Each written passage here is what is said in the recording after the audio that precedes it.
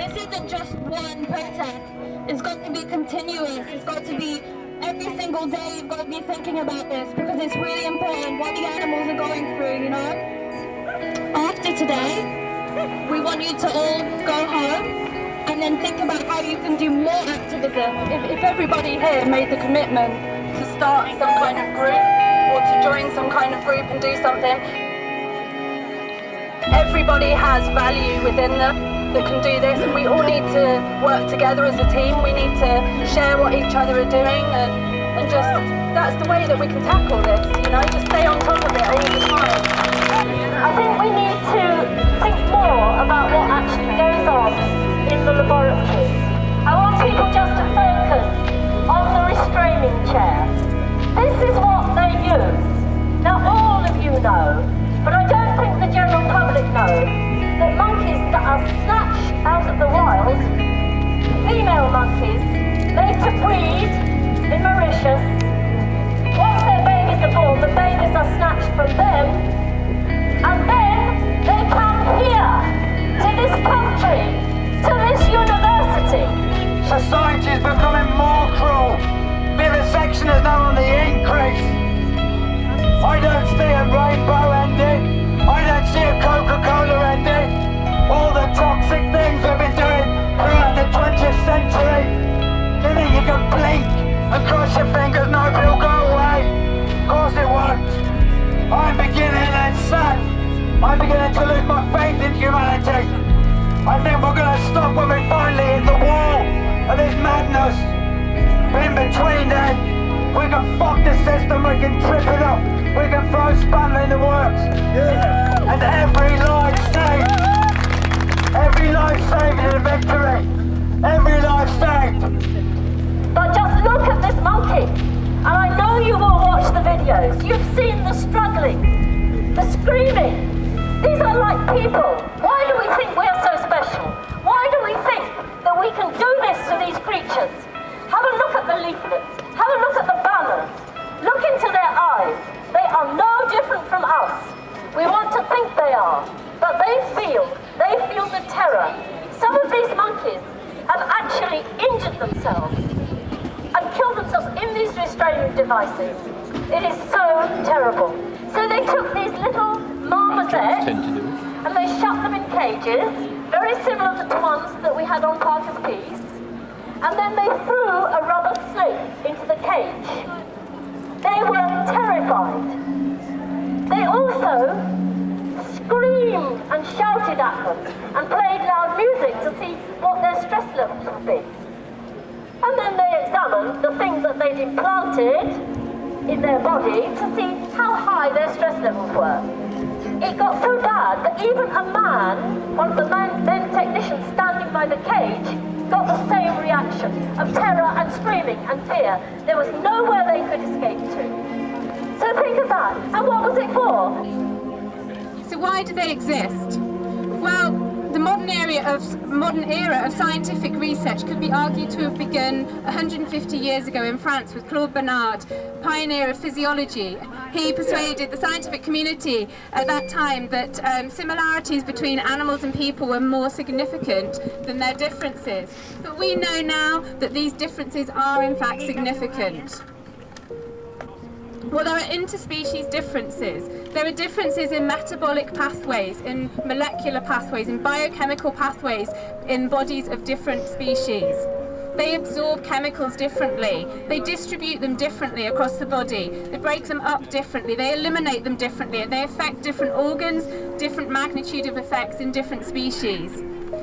The system weeds out compassionate students, I would argue, and the hidden curriculum teaches that it's normal, that it's necessary to use animals in scientific education and in scientific research. It is nearly impossible to rely on most animal data to predict whether or not an intervention will have a favourable benefit-risk ratio in human subjects. The systematic reviews published in the literature on how useful animals are in advancing human health care, and almost all of them concluded not very. Why don't they look at us and leave the monkeys alone? That's all.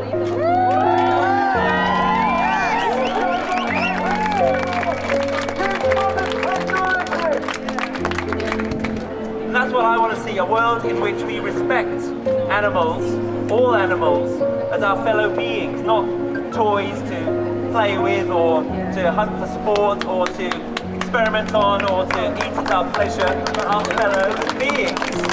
That's what it's about. Don't let these corporate companies stop you. You know, don't. Because of work, and people like Joan, there were 10,000 and 15,000 and 20,000. The work that she's done led to the generation that I was involved with. And we were angry, by Jesus we were angry. And I'm not a violent person, but sometimes you have so much shit that you can't take anymore. After spending 30 years of fighting animal abuse, you get burnt out. And you have to look to you people, but thank God you didn't just poke a fucking computer. I like it.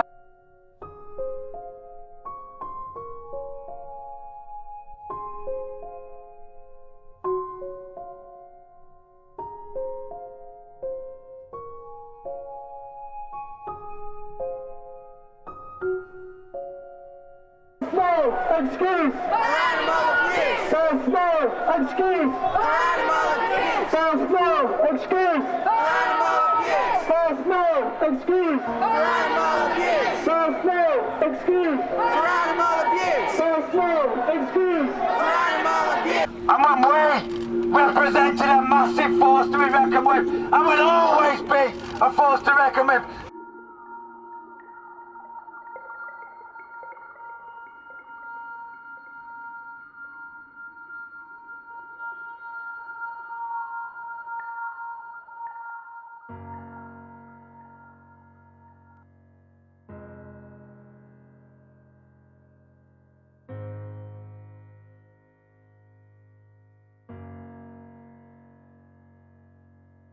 The brain bank in this very town never uses animals.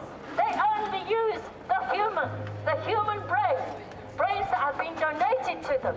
It's an amazing way forward, and there are many, many ways that now we can use and improve science without the use of animals. We now have microdosing, we have computer modelling, we have alternatives.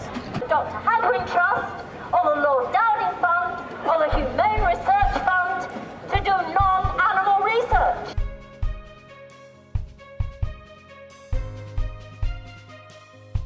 Dedicate your life in remembrance to Barry. Take on the assistance in remembrance to Barry. Yes. Start organising back on the street. You can get active on there, you can share videos with friends, share everything you're doing all the time. I think the secret to this campaign's success is of course, is yourselves, is the people that, you know who you are, the people that are putting the time, you put in the dedication, take to the get the word out to the people in your area. But do not tell me that the finest security system still doesn't have cracks. And we'll find those cracks. And let's not bullshit anymore. Let's not stop using propaganda. Because there's so many other ways that we can get active about this. But we can trip it up. We can be a nuisance. We can be a menace. We can throw a spanner in the works. And we're never going to go away. Thank you.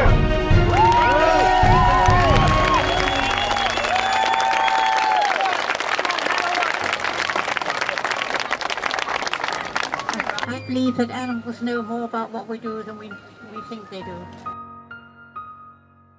For me, the ends do not justify the means.